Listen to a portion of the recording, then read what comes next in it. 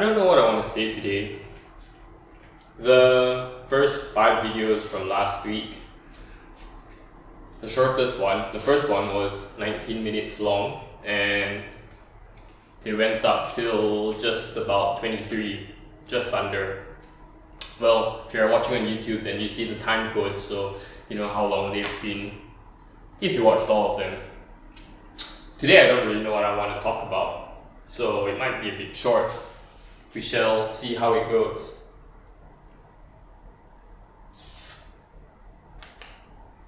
One thing that I'm thankful for, and this is becoming a little bit more like a journal. Well, what I'm going to say next is a little bit more like a journal and less of a reflection upon my constant second guessing of myself. One thing that I'm thankful for is that this speaking has helped me to realize that I do have an idea. I have something to think about. This issue of constantly second guessing myself. But until I started speaking to you about it, it's been nothing but an idea. And it sits and brews in my brain. And for a long time I just wondered, why am I doing this? Why am I second guessing myself? I'm just gonna do something anyway. And then it grew a little bit, and it became, maybe this is something that I need to think about for real, because if I keep letting this continue, it might not be the best for my mental health in the long run. And then it became, hey, you know what? Why don't I try to start a process about this idea? So I externalize the internal and do something with it instead of just letting it sit around inside. And then now, after 5 sessions of talking to the camera, which I realize makes up over 2 hours of your lives, and my life too, maybe there isn't that much to talk about, at least not specific to this constant second guessing and should I do it, should I not, should I do it, should I not, should I do it, should I not, should I do it, should I not. Within me at least, within me it's just there is this problem, and now I know that this problem exists, and now I've talked about it a little bit and I've told some stories regarding this idea, but now it seems either that a lot of branching out needs to be done, another branch, and I need to start looking into the stories of other people or actually reading up on the psychology of the thing. So I have a start. I have a beginning. I have to the idea, to this choreography project that I want to engage with. So it's not just here anymore, now it's here. Or maybe I'm the one who needs to approach it, because I don't think an idea is just gonna sit there and then So yeah, so I am thankful for that.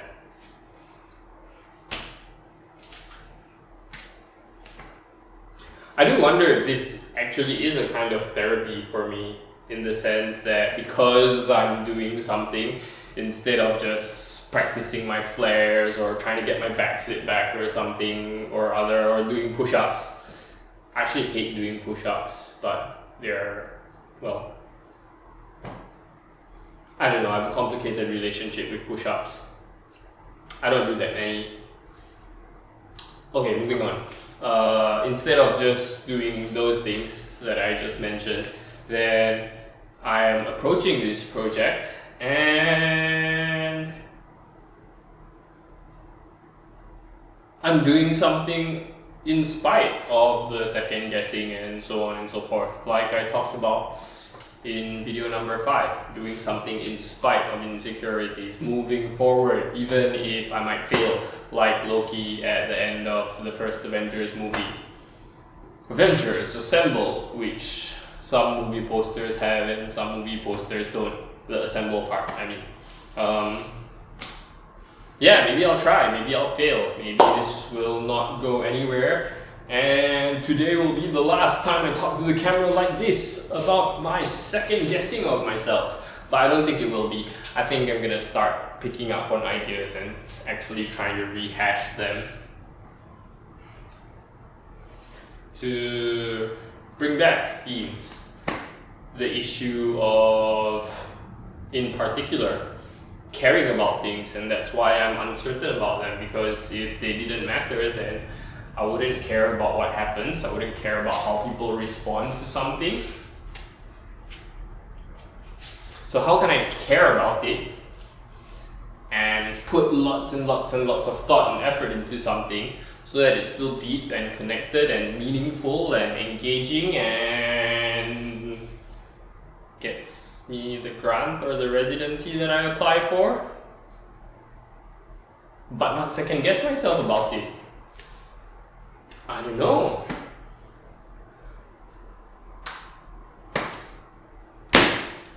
Briefly, one of the things that I read when I was Googling this issue, even before I think I made the first video,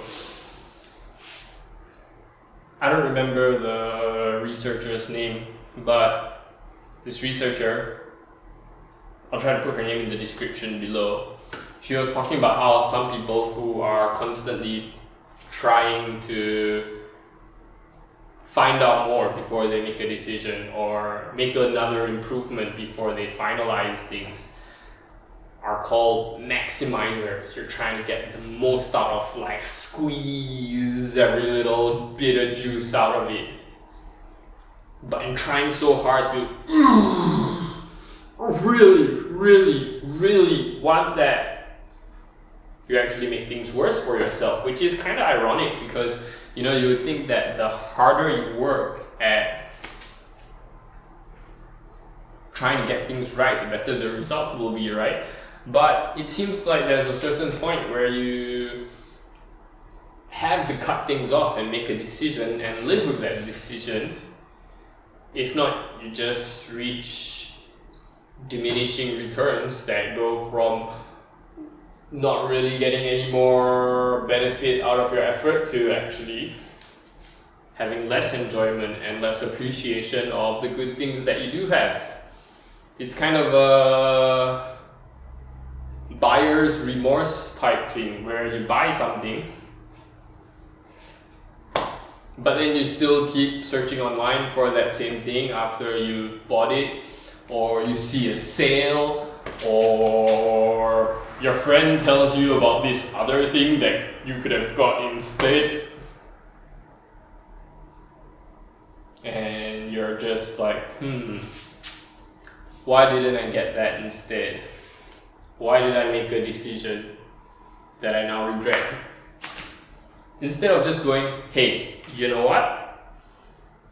Whatever I bought, whatever I did, I made the best decision that I could with the information and the resources that I had available to me at the moment.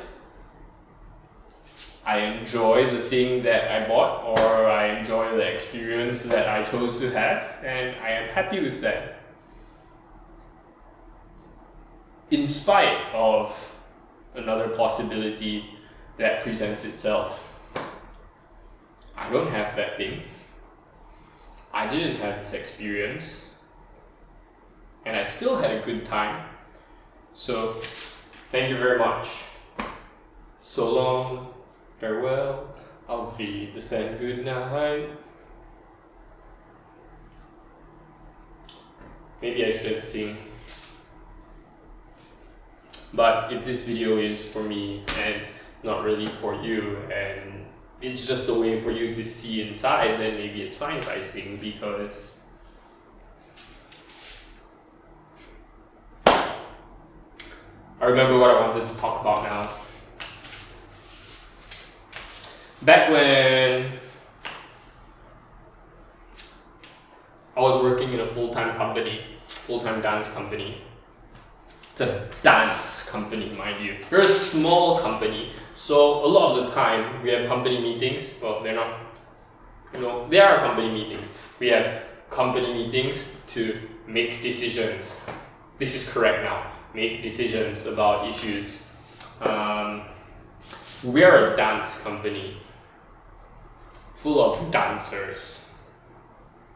And then one day, one of my colleagues, after a meeting, she says to me, you know, maybe sometimes people don't take you seriously in meetings because you're always fidgeting or doing something while you're talking, trying to drop a bomb while doing gun chases the rabbit or pinky and thumb. Apparently, it's not the best way to be taken seriously, even among a group of people for whom movement and performing movement is their profession. According to this one colleague, anyway.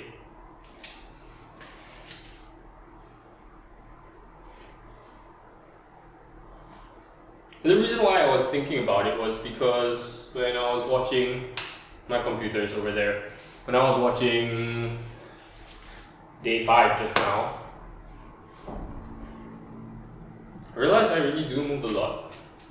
What would happen if I just stood here and talked with no gestures? Ooh, is this a gesture? Or is it a, I don't know, whatever it is. What would happen if I just stood here and talked to you? Would it still be interesting? Would there, and this part's quite crucial, still be the same kind of mental and emotional, cognitive, physiological, spiritual? No, I don't know. Meditative flow that I have when I am moving and talking at the same time? Is movement necessary for me to think? Is thinking for me a kinesthetic experience that requires me to move, or that at least works a lot better when I'm moving? I don't know. But why is this even important? The reason why it is important and the reason why I bring it up is because thinking about this whole thing about wanting to be taken seriously in some moments at least, and hoping to get a positive response from people, whether in applications, messaging friends, communicating with a lady I'm attracted to, in a company meeting, in a family meeting, whatever it may be. Oh, it's really hard to just stand there and not do anything. Yeah, I mean, there's a desire to be taken seriously, and I think this is part, this desire to be taken seriously and to be accepted is part of this whole second guessing of myself that goes on. Sure, there is this element of wanting to be a maximizer, to get the best out of everything. Milk life for all that it's worth. Squeeze out every little bit of juice from the, I don't know, whatever it is you're squeezing, from the watermelon of life.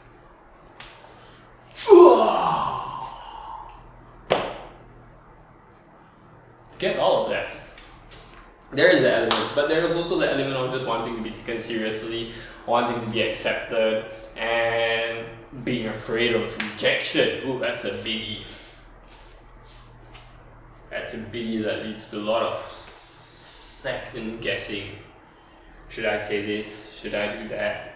Should I wear this? Should I wear this? It's pretty funny when I was supposed to film this video for Talent Lab because I couldn't be in Luxembourg, right? And I needed to film myself so that my dance partner could dance with the video. The mentor and the mentor's assistant and dance partner were like, can you wear another shirt? Do you have any other color besides white, dark blue, gray, and black? Should I do this? Should I say that? Should I wear this?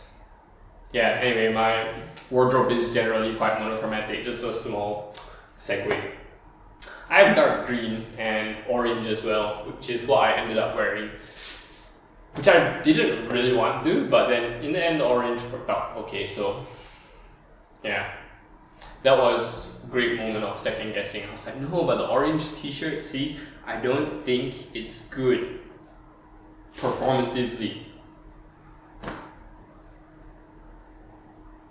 And I had to let go and trust the instincts and opinions of other people, what they were seeing on screen and what they were seeing on stage, because I couldn't be there. But there was a lot of, it wasn't so much second guessing there, it was just doubt about whether or not orange was the right color to wear. Because, you know, it's bright neon orange. Here, I can show you.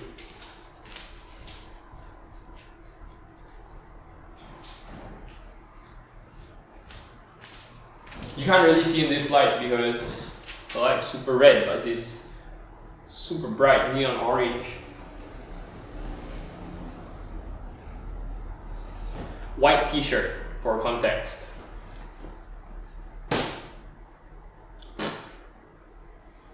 Yeah, it wasn't really so much doubt, it's just that I didn't think that was a good color to wear. And I wasn't so much second guessing, it was kind of a doubt because I didn't think it's a good color to wear and it wasn't the way that I wanted to present myself on stage. But then I had to remember that I wasn't on stage, I was filming myself in my late granddad's house. And even if I wanted to, I couldn't go out and buy a t-shirt because Malaysia's in lockdown. Still in lockdown a month later. Oh dang, it has been a month. That was quick.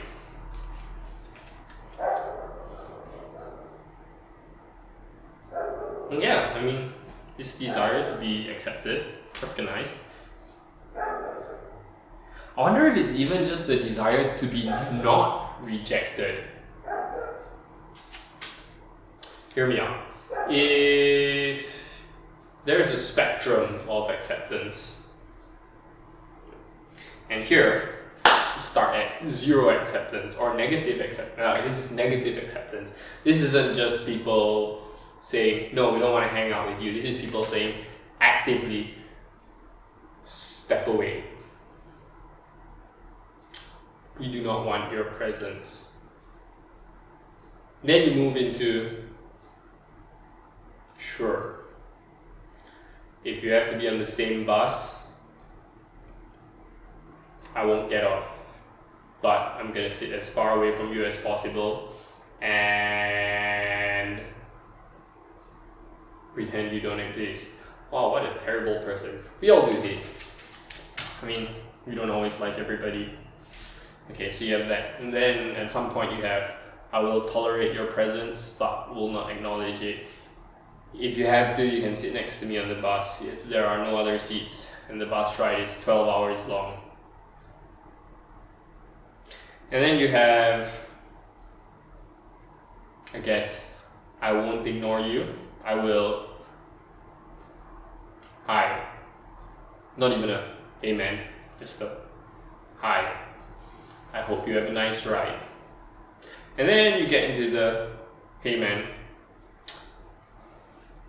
we've got an extra piece of gum. Sorry, no gum. Want one? So that's like, and then, where am I going with this? Oh, okay, so maybe,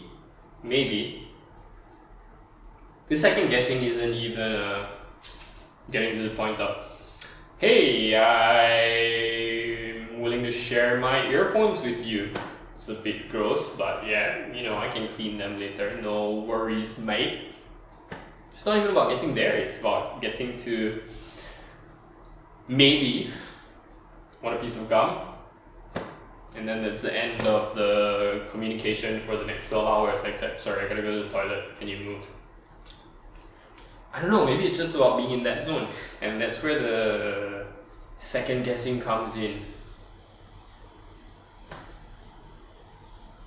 Okay, look, I know with grant application, well, not just grant application, applications for anything, And yes, asking out a lady, and definitely hanging out with friends or texting friends. That is definitely not where you want to be. You know, imagine going on a date and for the whole date, all you get is one piece of gum, and then you just spend the rest of the evening in each other's presence, but completely ignoring each other, and then there's no communication after that. That would suck. Okay, so second guessing maybe it doesn't come in the. I don't know. Yeah, I wouldn't want that. Sorry, I'm a little itchy. My PSIS, I don't know what happened. Gonna try to stop scratching and be professional now. But where is it? When does the second guessing start and when does it not matter anymore?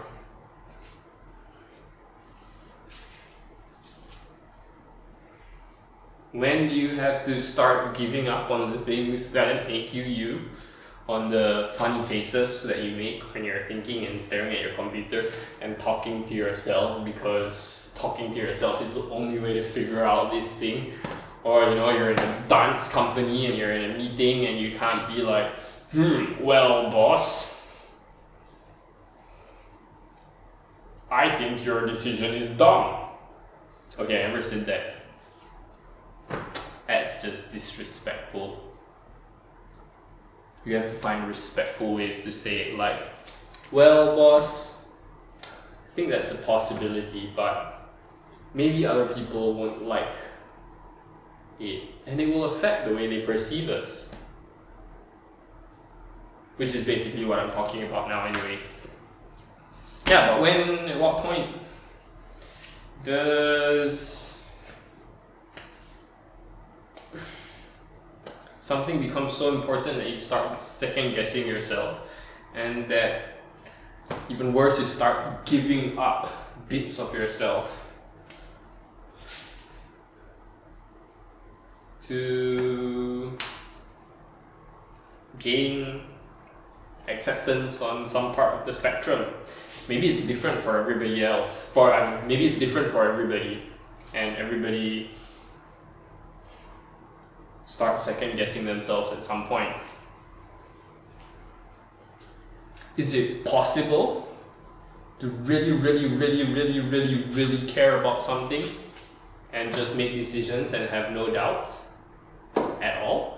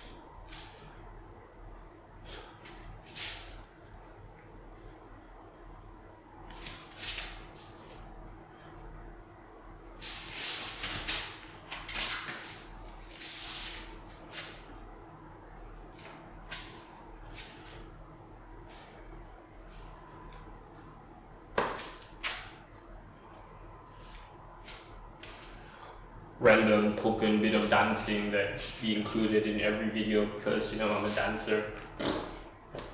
But I don't know, maybe the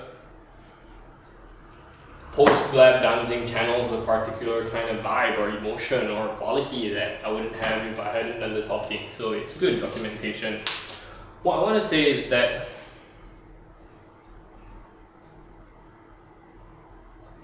maybe everything we do, every relationship, I mean, whether it's with a person or a organization or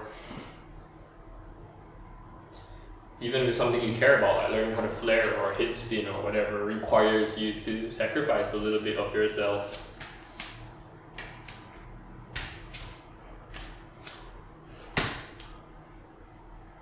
Everything comes with a kind of cost, right?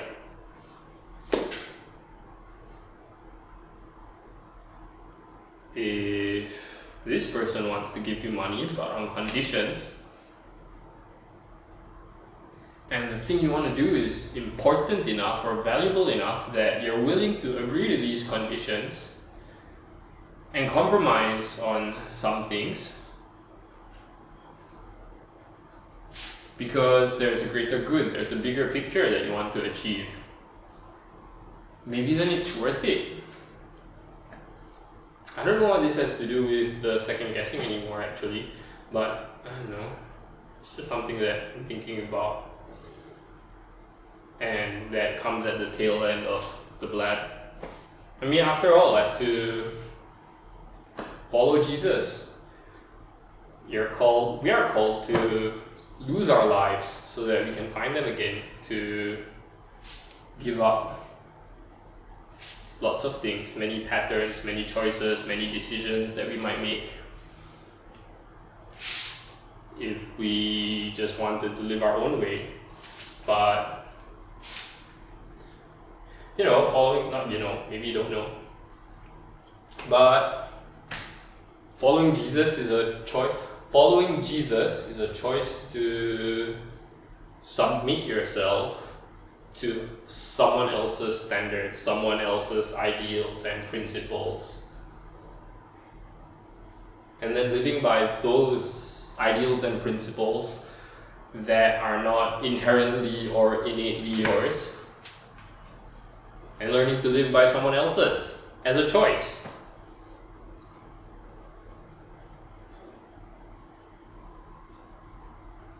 A choice that you freely take up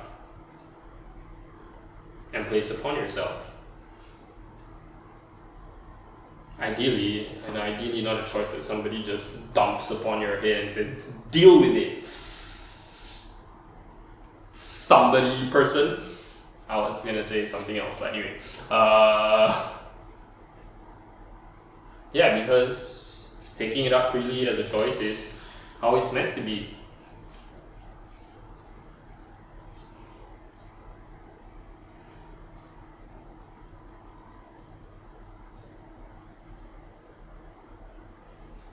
Just like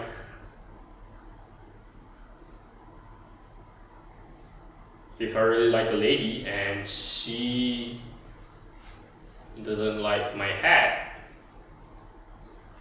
I like my hat, but if she doesn't like it, then maybe I shouldn't wear it around her.